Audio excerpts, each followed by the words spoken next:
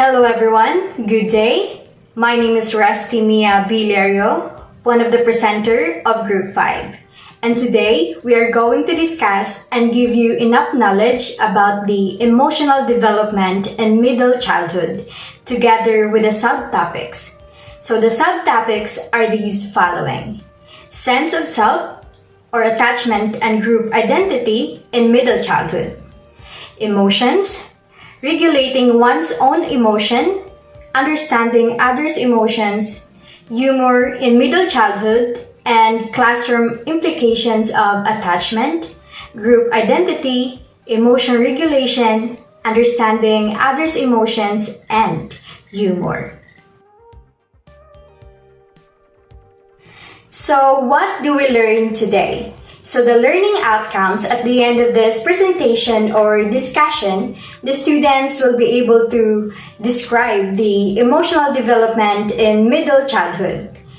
And the students will be able to identify what feelings and emotions of child's developmental path in their middle childhood years between 6 to 12 years of age.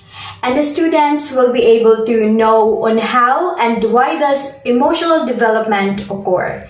And lastly, the students will be able to learn on how to recognize your own feelings and those of others and learn the effective ways for managing those feelings.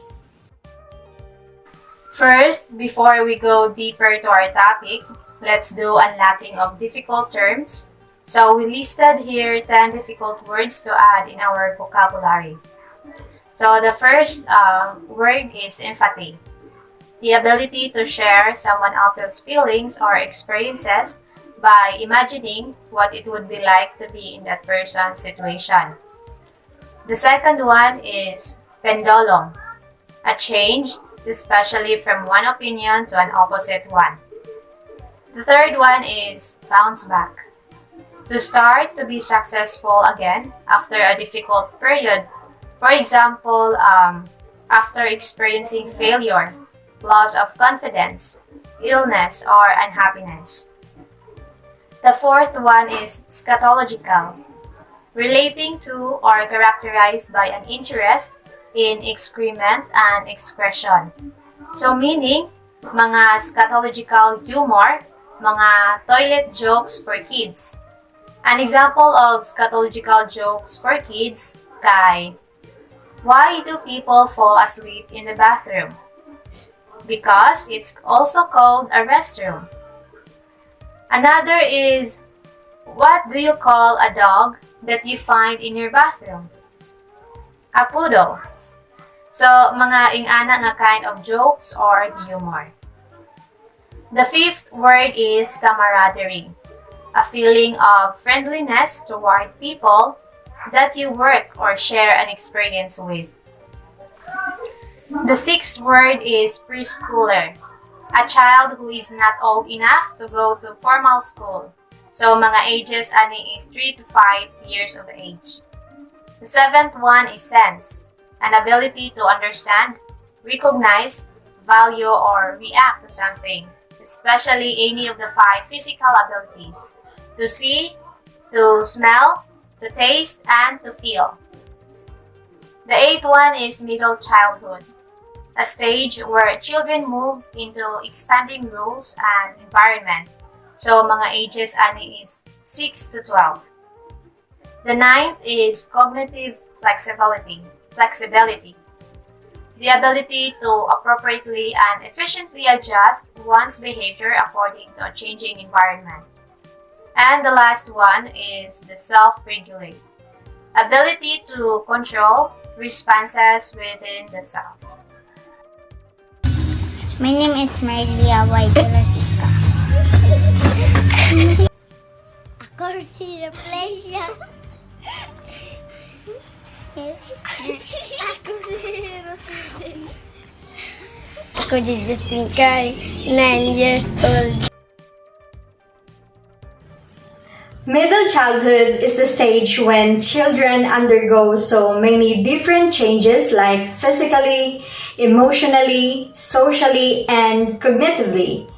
Like for example, in physically, like children gain an average of 7 pounds in weight and 2.5 inches in height. For socially, like for example, paying more attention to friendships and want to be accepted by their peers. For cognitively, like for example, the capacity of working memory, like their ability to pay attention and their use of memory strategies. 2 plus 2? 4. 4 plus 4? 8. Lastly, emotionally. So, by this age, most children have developed their capacity for regulating their own emotions. As children practice interpreting people's complex emotional displays, their perspective-taking abilities and their empathy skills increase. Children's perspective-taking abilities involve their capacity for imagining what other people must actually be thinking and feeling, and appreciating what it must be like to see and feel the world from the perspective of other people. And empathy skills have to do with children's ability to sympathize with another person's emotions so deeply that they start feeling those same emotions.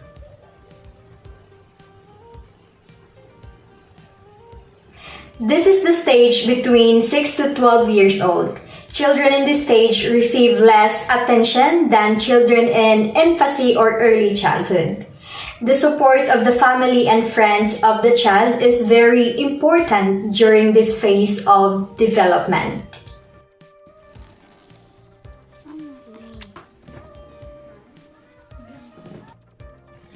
Sense of self.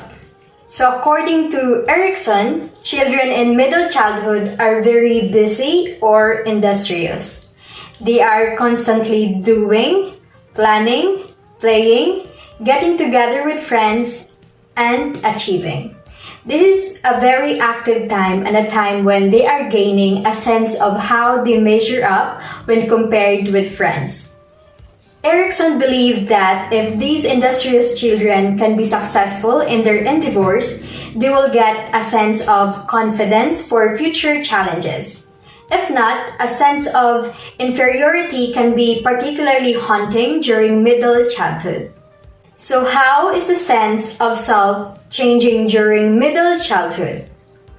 So children in middle childhood have a more realistic sense of self than those in early childhood.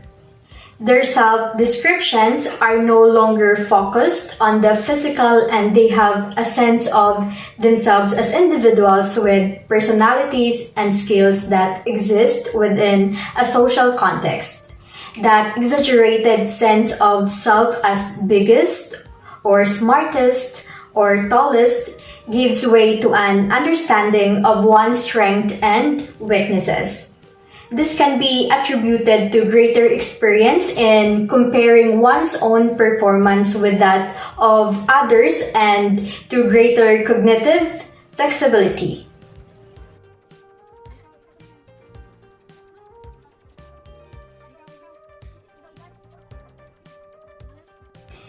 A child's self-concept can be influenced by peers and family and the messages they send about a child's worth. Contemporary children also receive messages from the media about how they should look and act.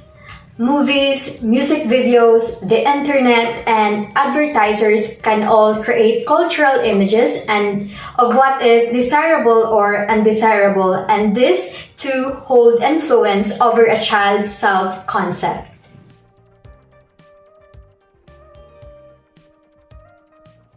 During middle childhood, children make great strides in terms of their ability to recognize emotions in themselves and others, control their own emotions, and communicate about emotions, both expressively and with language.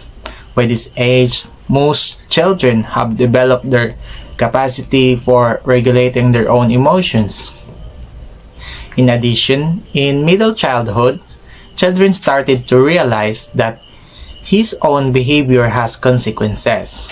He's noticing that he can wait to do something. Notice he's like I acted before I thought. He's realizing that you can't stop and think about an action.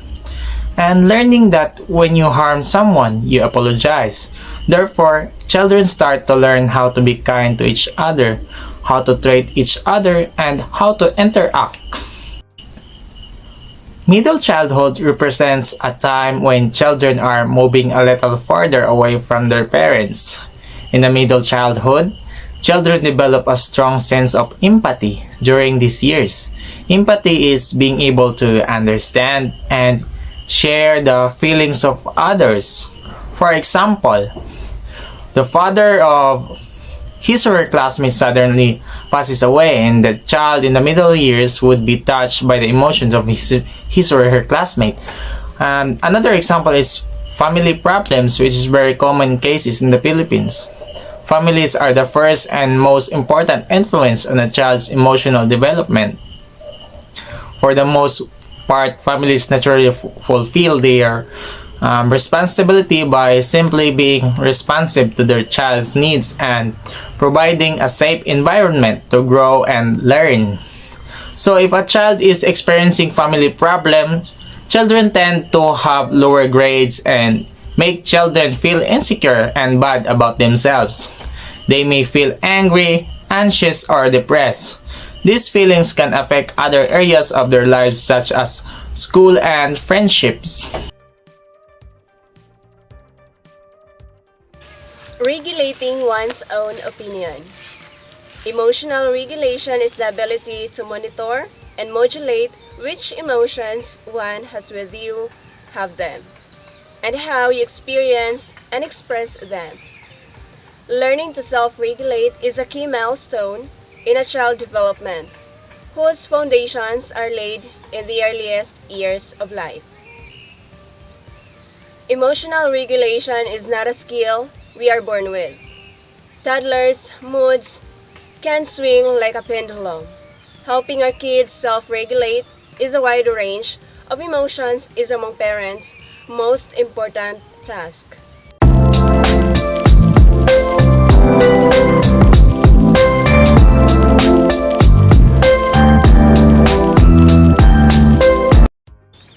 A child's capacity to regulate their emotional state and emotional reactions affect their family, peers, academic performance, long-term mental health, and their ability to thrive in a complex world. Resilience and mental health, meanwhile, kids who have learned to regulate their emotions can also be better handle and bounce back from trauma or adverse events. They have a higher frustration, tolerance, and more resilience.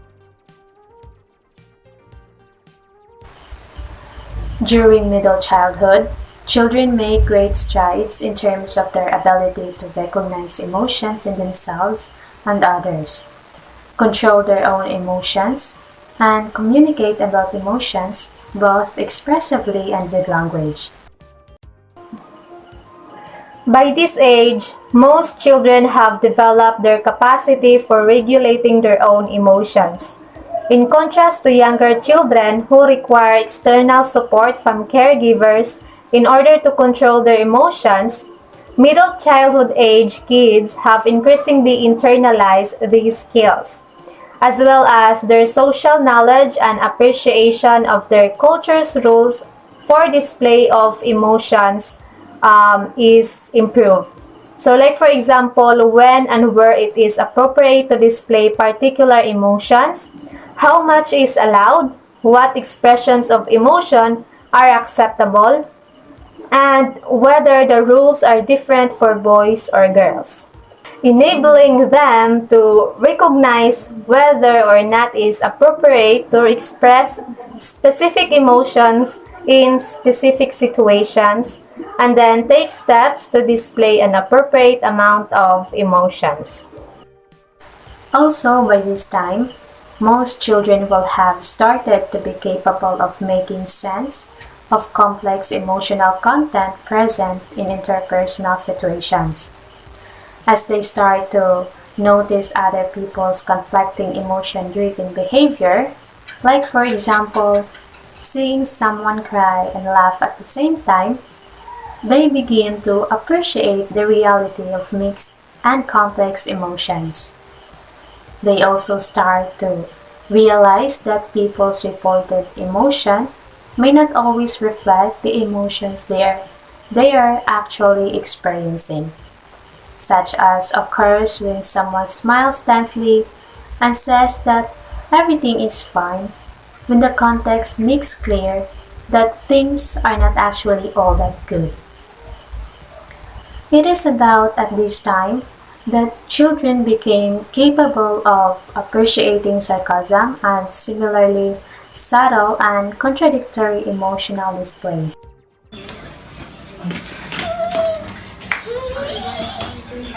Wala na tayo bugas. Kwarta, Bing. Huwag kwarta, oy. Asa yung pitaka? Ano na lagi? Pitaka ni mo! Oh, Asa mang kwarta na eh? etra, tabuan. Asa ang kwarta na eh? Buwan lagi. Kita betul kang wanay kwarta. As children practice interpreting people's complex emotional displays, their perspective-taking abilities and their empathy skills increase. Children's perspective-taking abilities involve their capacity for imagining what other people must actually be thinking and feeling, and appreciating what it must be like to see and feel the world from the perspective of other people. Empathy skills have to do with children's ability to sympathize with another person's emotions so deeply that they start feeling those same emotions.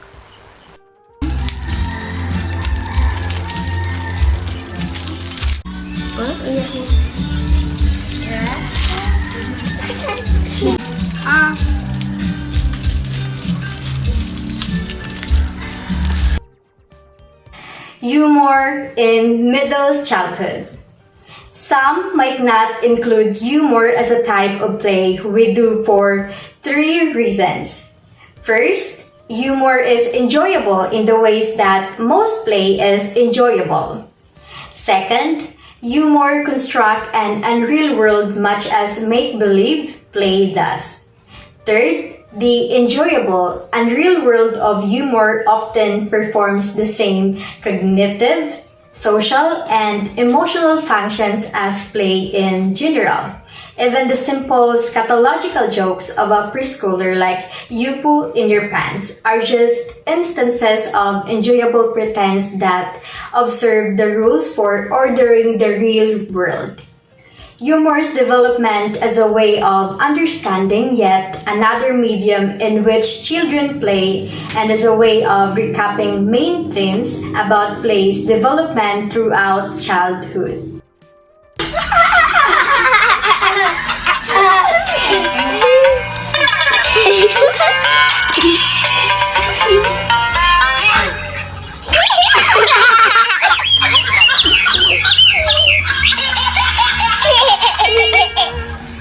Humor is not easily defined. What makes a person laugh depends on many factors including personality, culture, and past experience. Think for a moment of things that make you laugh. A partial list might include The Simpsons, puns and wordplay, and also silly internet sites such as an animated dancing hamsters or singing cows, the way your dog sneezes, and nature film footage of monkeys cavorting in the jungle. As children begin to use their perceptions and past experiences to formulate expectations about situations and events, they often react with laughter and surprise when these expectations are violated. But however, though humor appreciation is certainly dependent upon cognitive abilities, the pleasure we derive from humor need not be cognitive. It be more emotional or physiological. As an example of a theory of humor focused on emotion, Freud 1905 maintained that laughter was a means of releasing excessive amounts of energy that often results in rechanneling sexual and aggressive impulses into an acceptable, indirect form of expression. Like most forms of play, humor necessarily involves the interaction of the emotional, cognitive, and social dimensions of development. And any theory of humorous development that focuses only one dimension would provide an incomplete picture of how a child understanding, appreciation, and use of humor change over time. Therefore, one of the best ways to understand humor is to examine snapshots across childhood, snapshots not only of how a child comprehends humor, but also of how she learns to use humor as a playful way to facilitate social interaction and to test beliefs about the world. Classroom implications of attachment, group identity, emotion regulation, understanding others' emotions, and humor. So we provide an example. A preschooler's meaning of getting the joke. One little boy named Justin Kyle frequently volunteered to share a joke or a funny story, using his active imagination to come up with several characters and elaborate plot, only to lose track of the story and announce he was starting over. Several of his favorite jokes took a full 5 minutes to tell, although his teachers would often exchange quizzical looks with one another. His classmates clearly got the jokes. More precisely, they got what is important about the jokes. Justin Kyle had clearly figured out that even in the adult world, a joke is frequently less about humor than about creating a context in which one can initiate social interactions, increase feelings of camaraderie and solidarity, and make others pay attention to you.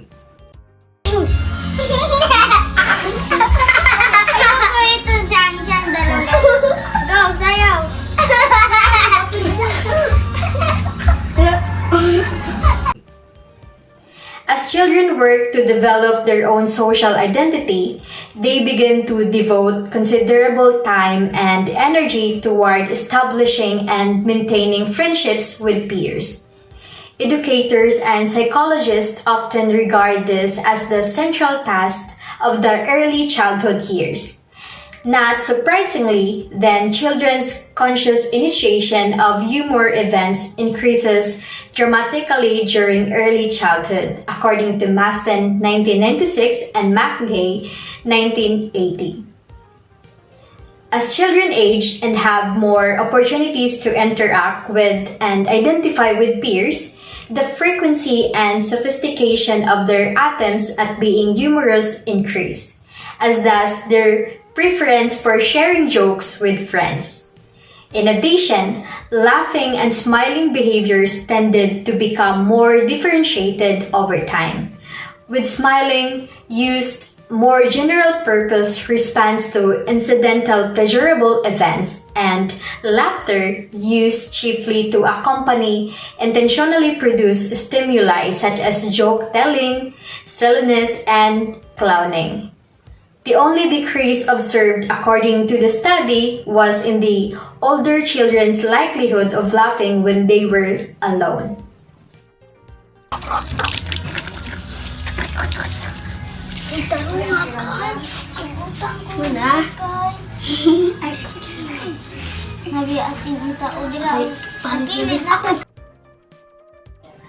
Quote of the day.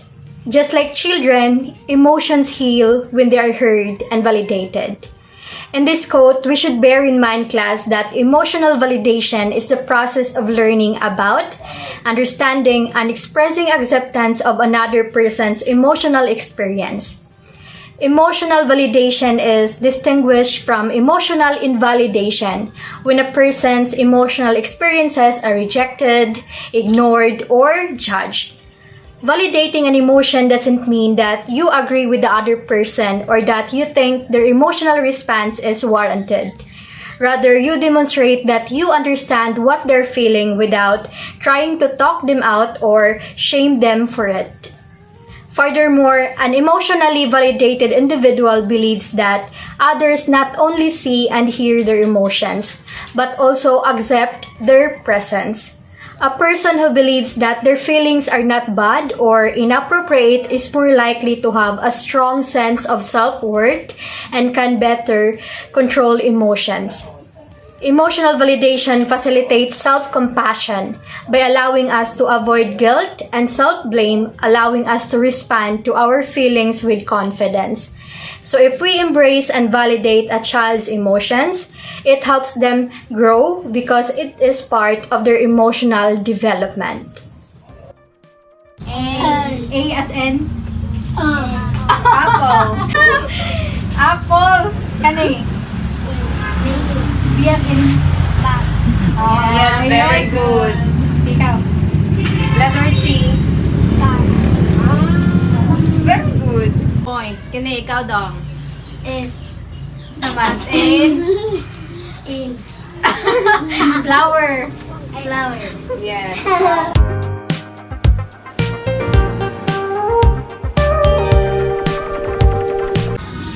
Thank you for watching!